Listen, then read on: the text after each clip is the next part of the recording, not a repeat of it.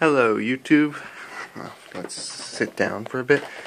I am going, if you know what this is, you saw me post a small video about how I was going to play this a few weeks ago. Well, now I'm going to spend some time dedicated to strategy on this game, at least for the first few moves of the game. Going to go through all 5 nations, show you how to play. Or at least not, well, no, that's incorrect. I am not going to teach you how to play. This is more of, there's a rule book for that. This is more of teaching some strategies for beginners. I'm not the most experienced player myself, but, you know, whatever works.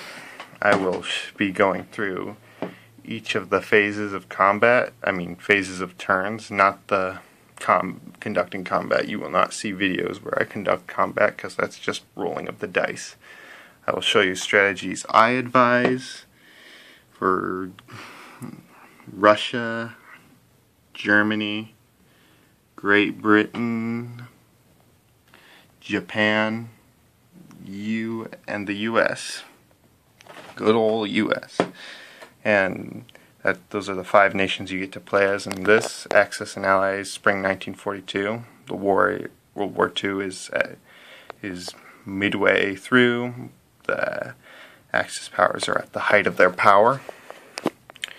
And of course, if you want an Axis and Allies game with more nations, I suggest you buy Europe 1940 and Pacific 1940. That way you can play. That one grants 4 more nations to play: France, China, Italy, and Anzac. That one's a shout out to Caden Schmidt in Australia, I believe. At least I hope so. Otherwise, that's awkward.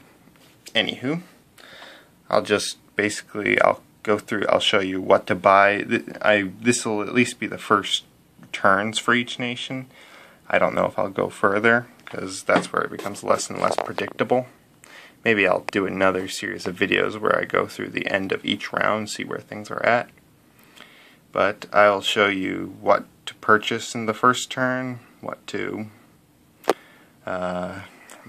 combat moves to make, what non-combat moves to make, and where to mobilize your units.